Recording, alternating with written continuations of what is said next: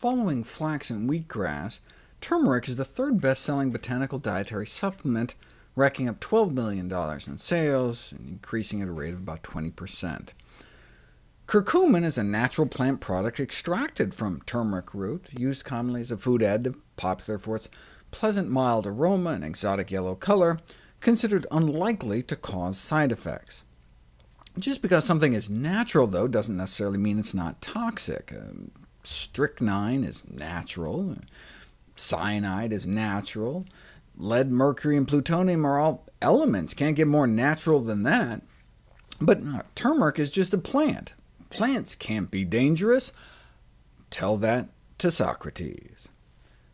In considering the validity of the widely accepted notion that complementary and alternative medicine is a safer approach to therapy, we must remind ourselves and our patients that a therapy that exerts a biological effect is, by definition, a drug and can have toxicity. It cannot be assumed that diet-derived agents will be innocuous when administered as pharmaceutical formulations at doses likely to exceed those consumed in the diet. Traditional Indian diets may include as much as a teaspoon of turmeric a day, which is the equivalent of about this much fresh turmeric root. If you look at the doses of turmeric that have been used in human studies, they range from less than a 1/16th of a teaspoon a day up to about 2 tablespoons a day for over a month, whereas the curcumin trials have used up to the amount found in cups of the spice, around 100 times more than what curry lovers have been eating for centuries. Still, without overt serious side effects in the short term at least, but if you combine both high-dose curcumin with black pepper for that 2,000% bioavailability boost, that could be like consuming the equivalent of 29 cups of turmeric a day. That kind of intake could bring peak blood levels up around here, where you start seeing some significant DNA damage, in vitro at least. So just incorporating turmeric into our cooking may be better than taking curcumin supplements, particularly during pregnancy. The only other contraindication cited in the most recent review was the potential to trigger gallbladder pain in people with gallstones.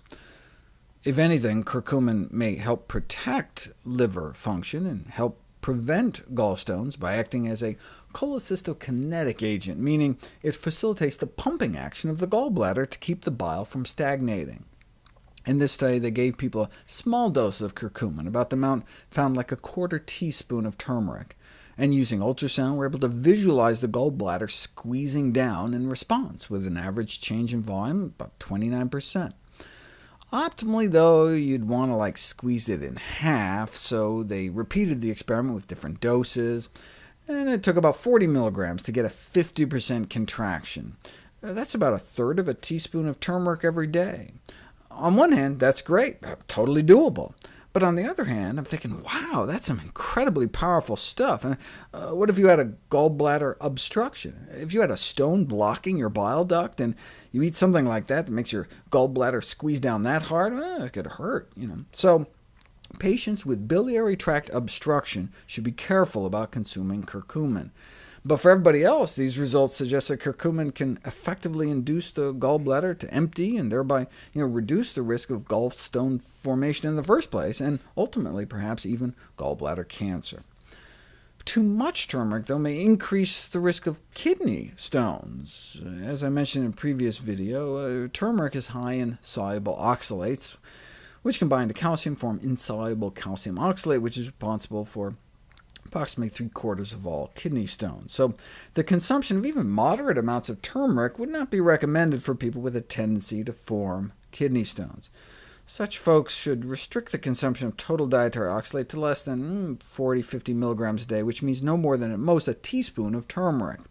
So for example, those with gout are, by definition, it appears, at high risk for kidney stones, and so if their doctor wanted to treat gout inflammation with high-dose turmeric, then that's where curcumin supplements might come into play, because to reach high levels of curcumin in turmeric form would incur too much of an oxalate load.